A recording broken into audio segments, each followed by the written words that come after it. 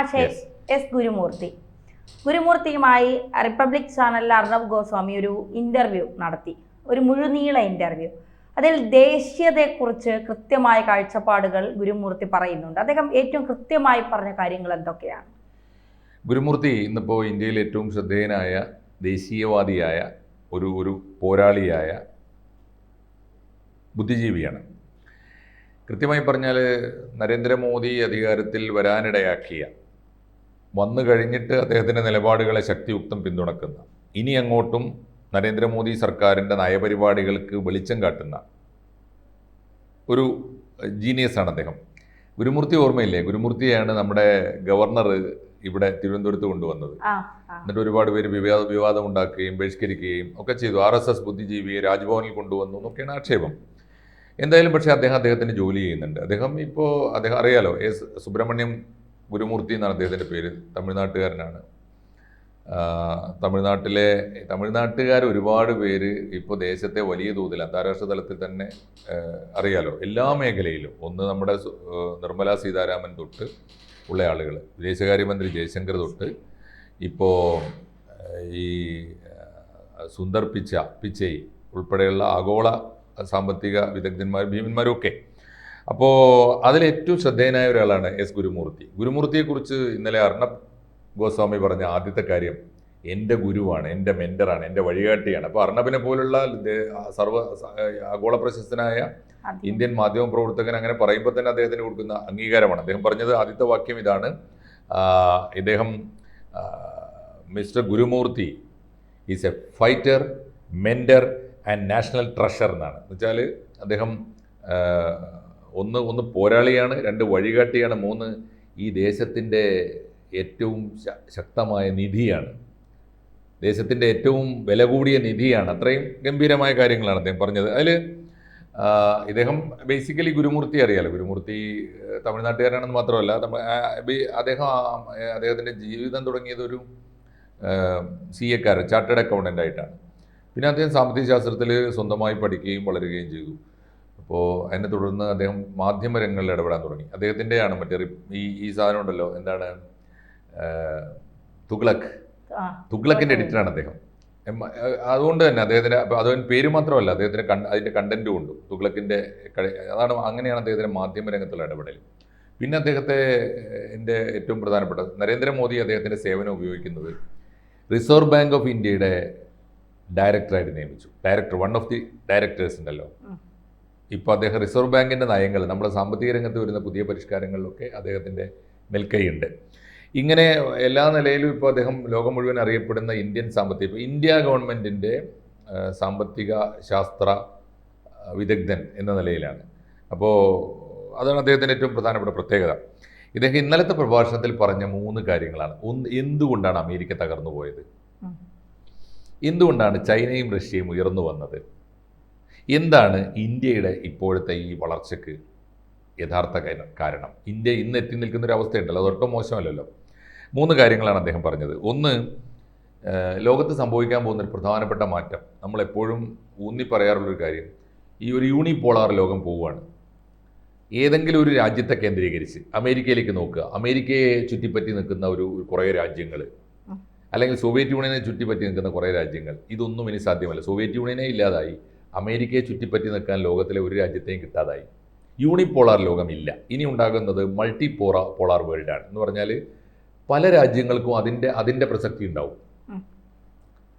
ഉദാഹരണത്തിന് ചൈനയ്ക്ക് അതിൻ്റെ ഇമ്പോർട്ടൻസ് ഉണ്ട്, റഷ്യക്ക് അതിൻ്റെ ഇമ്പോർട്ടൻസ് ഉണ്ട്, ജപ്പാൻ അതിൻ്റെ ഇമ്പോർട്ടൻസ് ഉണ്ട്, ഫ്രാൻസിന് അതിൻ്റെ ഇമ്പോർട്ടൻസ് ഉണ്ട്, ഇന്ത്യക്ക് ഇവരെക്കാളൊക്കെ ഏറെ അതിൻ്റേതായ ഇമ്പോർട്ടൻസ് ഉണ്ട്. അപ്പോൾ ഇന്ത്യ ഇനി മുതൽ ഏതെങ്കിലും ഒരു കേന്ദ്രത്തിൽ നിന്ന് നയിക്കുന്ന ഒരു ലോക പോലീസ്, ഇങ്ങനെ ഈ ലോകത്തെ നയിക്കുന്ന ഒരു കാലമല്ല.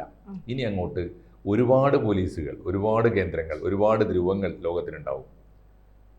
യൂണിപോളാർ അല്ല. എന്നുവെച്ചാൽ ഏതെങ്കിലും ഒരു കേന്ദ്രത്തിൽ നിന്ന് ലോകം മുഴുവൻ നയിക്കുന്ന ഒരവസ്ഥ ഇനി ഉണ്ടാവില്ല.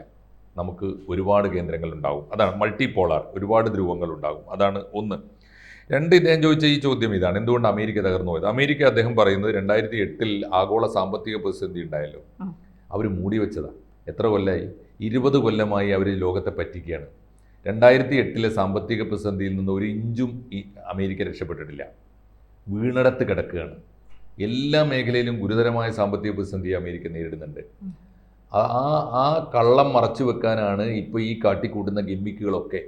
ഞാനാണ് അത് ചെയ്തത്, ഞാനാണ് ഇത് ചെയ്തത്, ഞാൻ അവിടെ ഇടപെട്ടു, ഞാൻ ഇവിടെ ഇടപെട്ടു, ഞാൻ പറഞ്ഞാൽ ലോകം മുഴുവൻ കേൾക്കുമെന്ന് പറയുന്നത് പഴയ ഏകധ്രുവ ലോകമായി അമേരിക്ക ഈ ലോകത്തിൻ്റെ കേന്ദ്രമായി നിലനിൽക്കുന്നുവെന്നും എനിക്ക് സ്വാധീനമുണ്ട് എന്നും വരുത്താനുള്ള വ്യാജമായ ശ്രമമാണ് ട്രംപ് നടത്തിക്കൊണ്ടിരിക്കുന്നത്.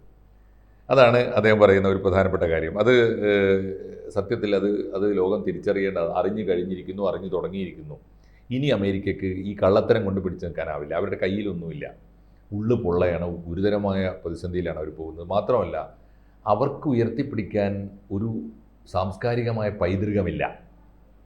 ആലോചിച്ച് ഓർമ്മയുണ്ട്, 1893 ചിക്കാഗോയിൽ സ്വാമി വിവേകാനന്ദൻ പോകുന്നത്. എന്തിനാ പോയതെന്നറിയോ? അമേരിക്കയിൽ ആദ്യമായി ഒരു യൂറോപ്യൻ എത്തിയത് കൊളംബസ് ആണ്. കൊളംബസ് എത്തിയതിൻ്റെ 400-ാം വാർഷികം ആഘോഷിക്കാനാണ് പോണത്. ആര്? സ്വാമി വിവേകാനന്ദൻ. പോയതെന്ന് വെച്ചാൽ അവിടെ അന്ന് നടന്ന സർവ്വമത സമ്മേളനത്തിൽ പങ്കെടുക്കാനാണല്ലോ പോയത്. അപ്പോൾ അതിൻ്റെ അർത്ഥം എന്താ? 1493 എന്ന് പറഞ്ഞാൽ നമുക്കിപ്പോൾ നോക്കിയാൽ കാണുന്ന ഭൂതകാലമാണ്. 400 കൊല്ലത്തെ ചരിത്രമേ ഉള്ളൂ അവർക്ക് എന്നതിൻ്റെ അർത്ഥം. അതിനു മുമ്പ് സംസ്കാരമില്ല, പൈതൃകമില്ല. ഇന്ത്യ ഏറ്റവും ചുരുങ്ങിയത് 4000 കൊല്ലത്തെ സംസ്കാരം പറയുന്നവരാണ്. അതിൻ്റെ വ്യത്യാസം. അപ്പോൾ സ്വന്തമായൊരു പൈതൃകവും സംസ്കാരവും ഇല്ലാത്തതുകൊണ്ടാണ് അമേരിക്ക തകർന്നത്. 2008 തന്നെ തകർന്നു പോയതാണ്. ഇപ്പോഴും അവർ ഇല്ല, ഞങ്ങൾക്കൊന്നും പറ്റിയിട്ടില്ല എന്നങ്ങനെ തല പോയിട്ടേ ഉള്ളൂ എന്ന് പറയില്ലേ, അതുപോലെ പറഞ്ഞുകൊണ്ടിരിക്കുകയാണ് ട്രംപ്. ആ തട്ടിപ്പാണ്, അത് പൊളിഞ്ഞു കഴിഞ്ഞിരിക്കുന്നതാണ് ഒന്ന്. രണ്ടാമത്, റഷ്യയും ചൈനയും എന്തുകൊണ്ടാണ് ഇപ്പോൾ പുതിയ ലോകത്ത് വലിയ വളർച്ച നേടിയത്? അപ്പോൾ നമ്മൾ പറയുന്നത് എന്താ വെച്ചാൽ, ഈ പ്രധാനപ്പെട്ട കാര്യം, സോവിയറ്റ് യൂണിയൻ തകർന്നു പോയപ്പോൾ മൊത്തം തകർന്നു പോയല്ലോ. ചിന്നിച്ചെതറി നാമാവശേഷമായി 1989-90 കൂടിയിട്ട് 90-91 കൂടി സമ്പൂർണ്ണമായിട്ട് ചെതറിപ്പോയല്ലോ. എന്നിട്ടും റഷ്യ എന്തുകൊണ്ട് പിടിച്ചു നിന്നു? അദ്ദേഹം പറയുന്നത്, റഷ്യ ഒരു വലിയ പാഠം പഠിച്ചു. സോവിയറ്റ് യൂണിയൻ്റെ ഭാഗമായി നിന്നിരുന്ന റഷ്യക്ക് നേടാൻ പറ്റാത്ത പുരോഗതി, അല്ലെങ്കിൽ അവർക്ക് കിട്ടിയ ഭദ്രത, ഇനിയും തകർന്നു പോകാതിരിക്കാനുള്ള മുന്നറിയിപ്പുകൾ എന്താണ് അവർക്ക് വേണ്ടതെന്ന് അവർ ആലോചിച്ചു. അപ്പോൾ അവർ കണ്ടെത്തിയത് സ്വന്തം പൈതൃകത്തിൽ, എന്നുവെച്ചാൽ സോവിയറ്റ് യൂണിയൻ ഉണ്ടാകുന്നത് 1917-ലാണല്ലോ. 1917-ന് മുമ്പുള്ള ഒരു റഷ്യ ഉണ്ടല്ലോ, ആ മണ്ണും ആ ദേശവും ലോകത്തിലെ ഏറ്റവും വലിയ രാജ്യമായിരുന്നല്ലോ. അപ്പോൾ ആ ദേശത്തിൻ്റെ പാരമ്പര്യത്തിൽ എന്തായിരുന്നു പാരമ്പര്യത്തിൻ്റെ ശക്തി എന്ന് അവർ പഠിക്കാൻ തുടങ്ങി. അപ്പോൾ അവർക്ക് മനസ്സിലായി, സോവിയറ്റ് യൂണിയൻ വരുന്നതിന് മുമ്പേ ഉള്ള ഒരു വലിയ ശക്തി അവർക്കുണ്ട്. അത് അവരുടെ സ്വന്തം സംസ്കാരത്തിൻ്റെ ശക്തിയാണ്. അങ്ങനെ അവർ കണ്ടെത്തിയതാണ് പീറ്റർ ദ ഗ്രേറ്റ് എന്ന് വെച്ചാൽ, നമ്മൾ ഇപ്പോൾ മഹാനായ അക്ബർ എന്ന് പറയില്ലേ, അക്ബർ ദ ഗ്രേറ്റ് എന്ന് പറയും പോലെ, റഷ്യയുടെ ചരിത്രത്തിലെ ഏറ്റവും വലിയ മഹാനായ ചക്രവർത്തിയാണ് പീറ്റർ ചക്രവർത്തി. പീറ്റർ ചക്രവർത്തിയിൽ നിന്ന് പാഠം പഠിക്കാൻ തീരുമാനിച്ചു. എന്ന് പറഞ്ഞാൽ, സോവിയറ്റ് യൂണിയൻ എങ്ങോട്ടാണ് നോക്കിയിരുന്നത്? മാർസിലേക്ക്, ഏംഗൽസിലേക്ക്, ലെനിനിലേക്ക് ഒക്കെയാണ് നോക്കിയിരുന്നത്. അത് കഴിഞ്ഞിട്ട് അത്തരത്തിലേക്കാണല്ലോ പോയത്. അപ്പോൾ അതിന് പകരം അതിനു മുമ്പുള്ള റഷ്യ ഉണ്ടല്ലോ, ആ റഷ്യക്കൊരു പാരമ്പര്യം ഉണ്ടല്ലോ, അതിലേക്ക് പോക്കി. അപ്പോൾ ആരാണ് റഷ്യക്ക് ഉജ്ജ്വലമായ പാരമ്പര്യം ഉണ്ടാക്കിയത്? അവരെ നോക്കി പഠിക്കാൻ തീരുമാനിച്ചു. ചൈന എന്തുകൊണ്ടാണ് വളർന്നത്? നമ്മളെല്ലാവരും പറയുന്നത് ചൈന കമ്മ്യൂണിസം വിട്ട് മുതലാളിത്തത്തിലേക്ക് പോയതുകൊണ്ടാണ്. അങ്ങനെയല്ല. അദ്ദേഹം കൃത്യമായിട്ട് പറയുന്നത്, ചൈന ഏതുവരെ ഓർക്കുള്ളൂ? മാവോ സേ തൂങ് വന്നു, 46-ൽ അവിടെ വിപ്ലവം ഉണ്ടാക്കി എന്നാണ് നമ്മൾ ഓർക്കുക. പക്ഷേ പുതിയ ചൈന തിരിച്ചറിഞ്ഞത് മാവോ സേ തൂങ്ങിന് മുമ്പ് ഒരു ചൈന ഉണ്ടായിരുന്നല്ലോ. ആ ചൈനയുടെ സംസ്കാരം ആരുടേതാണ്? അപ്പോൾ അവർ കണ്ടെത്തിയത് കൺഫ്യൂഷ്യസിൻ്റേതാണ്. എന്ന് പറഞ്ഞാൽ, ഓരോരോ രാജ്യവും അവരുടെ ആദിമ സംസ്കാരത്തിലേക്ക്, ഏറ്റവും ഉജ്ജ്വലമായ പുരാതന സംസ്കാരത്തിലേക്ക് തിരിച്ചു. അവർ കൺഫ്യൂഷ്യസിനെ കണ്ടുപിടിച്ചു. കൺഫ്യൂഷ്യസിനെ വീണ്ടും അവരുടെ നായകസ്ഥാനത്ത്, അവരുടെ ഐക്കണായിട്ട് പ്രതിഷ്ഠിച്ചു. അതുകൊണ്ടാണ് ചൈന മുന്നേറിയത് എന്ന് അദ്ദേഹം കണ്ടെത്തുന്നുണ്ട്. അങ്ങനെയാണെങ്കിൽ അടുത്ത ക്വസ്റ്റ്യൻ എന്താ? അടുത്ത ക്വസ്റ്റ്യൻ, ഇന്ത്യക്ക് എന്താണ് മാതൃക?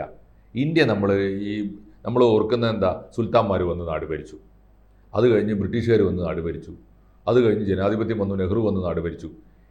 ഇതൊന്നും അല്ലാത്ത, ഇതിനൊക്കെ മുമ്പുള്ള നമ്മുടെ ഒരു പാരമ്പര്യം ഉണ്ടല്ലോ, അല്ലെങ്കിൽ കൺഫ്യൂഷ്യസിൻ്റെ പാരമ്പര്യം. അപ്പോൾ അദ്ദേഹം ഓർക്കുന്നത്, കൺഫ്യൂഷ്യസ് എന്നാണോ ചൈനക്കൊരു സംസ്കാരം ഉണ്ടാക്കി കൊടുത്തത്, അതേ കാലത്ത് ഇന്ത്യക്ക് സംസ്കാരം ഉണ്ടാക്കി തന്ന മനുഷ്യർ. കൺഫ്യൂഷ്യസിൻ്റെ കാലം എന്ന് പറഞ്ഞാൽ BC 6-ാം നൂറ്റാണ്ടാണ് എന്ന് പറഞ്ഞാൽ ആരുടെ കാലമാണത്?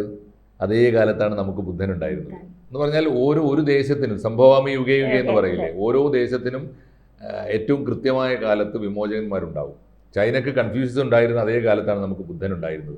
നമ്മൾ ബുദ്ധനിലേക്ക് പോകണം. 2, ബുദ്ധൻ്റെ പാരമ്പര്യം ഉയർത്തിപ്പിടിച്ച പേരുകളൊക്കെ പിന്നീട് പിൽക്കാലത്ത് നമ്മളെപ്പോഴും പറയാറുള്ള പിൽക്കാലത്തെ പേരുകളാണ്. സ്വാമി വിവേകാനന്ദൻ്റെ പേര്, അരവിന്ദോയുടെ പേര്, മഹാത്മാഗാന്ധിയുടെ പേര് പോലും അദ്ദേഹം ചേർത്ത് പറയുന്നുണ്ട്. മഹാത്മാഗാന്ധി ഈ ഒരു മഹാത്മാഗാന്ധിയുടെ ഒരു ഹിന്ദു രാഷ്ട്രം അല്ലെങ്കിൽ രാമരാജ്യം സങ്കല്പം ഉണ്ടല്ലോ, ആ സങ്കല്പത്തിൽ ഊന്നിക്കൊണ്ട് ആണ് ഇന്ത്യ മുന്നോട്ട് പോകേണ്ടത് എന്ന് ഈ ചൈനയുടെ ചരിത്രം പോലും നമ്മളോട് പറയുന്നുണ്ട്, BC 6-ാം നൂറ്റാണ്ടിലെ ചരിത്രം. അതുകൊണ്ട് ഇന്ത്യ ആ മാർഗത്തിലാണ്. പിന്നെ ഇന്ത്യക്ക് എന്താ പറ്റിയത്? അവനവൻ്റെ സംസ്കാരത്തിലേക്ക് പോയാൽ, ആ സംസ്കാരത്തിൻ്റെ മഹത്വം തിരിച്ചറിഞ്ഞാൽ, ആ സംസ്കാരം പുതിയ കാലത്തിനും പുതിയ ലോകത്തിനും വെളിച്ചമാക്കി മാറ്റിയാൽ ഇന്ത്യയും രക്ഷപ്പെടും എന്ന് നമ്മൾ തീരുമാനിച്ചു. ആ മാർഗത്തിൽ സഞ്ചരിച്ചത് ഗുരുമൂർത്തി കൃത്യമായിട്ട് പറയുന്നത്, ആ മാർഗത്തിൽ സഞ്ചരിച്ചത് എന്നും ഇന്ത്യയോടൊപ്പം സ്വാതന്ത്ര്യസമര കാലം തൊട്ടേ ആ മാർഗത്തിൽ സഞ്ചരിച്ചത് RSS ആണ്. പക്ഷേ പാളിയത് എവിടെയാണ്? നെഹ്റു അധികാരത്തിൽ വന്നു. നെഹ്റു ഇന്ത്യയുടെ ആത്മാവിലേക്ക് നോക്കുന്നതിന് പകരം യൂറോപ്പിലേക്ക് നോക്കി. യൂറോപ്യൻ മാതൃകയിൽ ഇന്ത്യയെ മാറ്റിപ്പണിയാൻ ശ്രമിച്ചു. അതിന് ഒരുപാട് അബദ്ധങ്ങൾ അദ്ദേഹം പറയുന്നുണ്ട്. ചൈനയുമായി തർക്കമുണ്ടായപ്പോൾ ചൈന ഇന്ത്യയെപ്പോലെ ചിന്തിക്കുന്ന ഒരു രാജ്യമാണ് എന്ന് അദ്ദേഹം മനസ്സിലാക്കിയില്ല. എന്നിട്ട് ചൈനയോട് അനാവശ്യമായ കലഹം ഉണ്ടാക്കി. ഐക്യരാഷ്ട്ര സെക്യൂരിറ്റി കൗൺസിലിൽ അംഗത്വം നിങ്ങൾക്കും തരാം, ഇന്ത്യ സെക്യൂരിറ്റി കൗൺസിലിലെ അംഗമാകണം എന്ന് ഇന്ത്യയോട് അഭ്യർത്ഥിച്ചപ്പോൾ നെഹ്റു നിരസിച്ചു, വേണ്ടെന്ന് പറഞ്ഞു. ഇങ്ങനെയുള്ള അബദ്ധങ്ങൾ, പരമാബദ്ധങ്ങളാണ് ഇന്ത്യക്ക് പറ്റിയത്. അതുകൊണ്ട് ഒരു ഇന്ത്യൻ മോഡലല്ല നെഹ്റു മനസ്സിൽ കണ്ടത്, അതാണ് അബദ്ധം പറ്റിയത് എന്ന് അദ്ദേഹം പറയുന്നുണ്ട്. അവസാനമായി അദ്ദേഹം അവസാനിപ്പിക്കുന്ന ഇതാണ്, യൂത്ത് ആണ് നമ്മുടെ ഭാവി. വികസിത ഭാരതത്തിൻ്റെ ഭാവി യഥാർത്ഥത്തിൽ യുവജനങ്ങളാണ്. യുവജനങ്ങൾക്ക് ഈ ബോധം ഉണ്ടാകണം. വേദങ്ങളുടെ നമ്മുടെ വേദാന്തത്തിൻ്റെ അതുപോലെ ഇന്ത്യൻ പാരമ്പര്യത്തിൻ്റെയൊക്കെ ഒരു മനസ്സിൽ നിന്ന് നിങ്ങൾക്ക് എന്തും ആവാൻ പറ്റും. എന്നിട്ട് അദ്ദേഹം പറയുന്നത് സ്റ്റീഫൻ ഹോക്കിങ്സിനെ പോലുള്ള വലിയ ശാസ്ത്രജ്ഞന്മാർ വെളിച്ചം കൊണ്ടത് വേദാന്തത്തിൽ നിന്നാണ്. വേറെയും ചില ശാസ്ത്രജ്ഞന്മാരുടെയൊക്കെ പേര് അദ്ദേഹം പറയുന്നുണ്ട്. പ്രധാനപ്പെട്ട പേരുകൾ അദ്ദേഹം ചൂണ്ടിക്കാണിക്കുന്നുണ്ട്. ഉദാഹരണത്തിന് സ്റ്റീഫൻ ഹോക്കിങ്സ് മാത്രമല്ല, എർവിൻ ഫ്രോഡിംഗർ, റോജർ പെൻറോസ് തുടങ്ങിയ ശാസ്ത്രജ്ഞന്മാരൊക്കെ, ലോകപ്രസിദ്ധരായ ശാസ്ത്രജ്ഞർ ഇന്ത്യൻ വേദാന്തത്തിൽ നിന്ന് വെളിച്ചം കണ്ടെത്തിയവരാണ്. അതുകൊണ്ട് നമ്മുടെ പുതിയ തലമുറ ഇന്ത്യൻ സംസ്കാരത്തെയും ഇന്ത്യയുടെ പൈതൃകത്തെയും തിരിച്ചറിയുകയും അതിൻ്റെ വെളിച്ചത്തിൽ നിന്ന് ഊർജ്ജം ഉൾക്കൊണ്ട് പുതിയ ലോകത്ത് ശാസ്ത്രവും സാങ്കേതികവിദ്യയും വളർത്തിയെടുക്കുകയും വേണം. സമ്പദ്ഘടന അങ്ങനെ മാറ്റിപ്പണിയണം. നമ്മുടെ സംസ്കാരവും സാഹിത്യവും നമ്മുടെ സംഗീതവും ഒക്കെ ആ ഒരു വെളിച്ചത്തോടു കൂടി മുന്നോട്ട് പോകണം. അങ്ങനെ പോയാൽ ഇന്ത്യ ലോകത്തിലെ മറ്റാരെക്കാളും മുൻപന്തിയിലെത്തും എന്ന കൃത്യമായ പ്രതീക്ഷയാണ് എസ് ഗുരുമൂർത്തി മുന്നോട്ട് വെക്കുന്നത്. ഗുരുമൂർത്തിയുടെ ഇൻ്റർവ്യൂ അല്ലെങ്കിൽ ഗുരുമൂർത്തിയുടെ ദീർഘമായ പോഡ്കാസ്റ്റ് ഇൻ്റർവ്യൂ ആണ് അർണബ് ഗോസ്വാമി അടുത്ത കാലത്ത് ചെയ്ത ഏറ്റവും വ്യൂവർഷിപ്പ് ഉണ്ടായ, ഗംഭീരമായിട്ട് ഇന്ത്യക്കാർ ശ്രദ്ധിച്ച ഒരു പോഡ്കാസ്റ്റ് ആയിരുന്നു അത്. തീർച്ചയായിട്ടും രണ്ടുപേരും, എസ് ഗുരുമൂർത്തി അദ്ദേഹത്തിൻ്റെ ദൗത്യം തുടരട്ടെ. അത് സാമ്പത്തിക മേഖലയിലാണ്, ഇന്ത്യയുടെ പുരോഗതിയാണ് അദ്ദേഹത്തിൻ്റെ ലക്ഷ്യം. ഒപ്പം അർണബ് ഗോസ്വാമി അദ്ദേഹം ഇന്ത്യക്ക് വേണ്ടി നിലക്കാതെ ശബ്ദിച്ചുകൊണ്ടേയിരിക്കുന്ന മാധ്യമപ്രവർത്തകനാണ്. രണ്ടുപേരും അവരുടെ ദൗത്യം തുടരട്ടെ.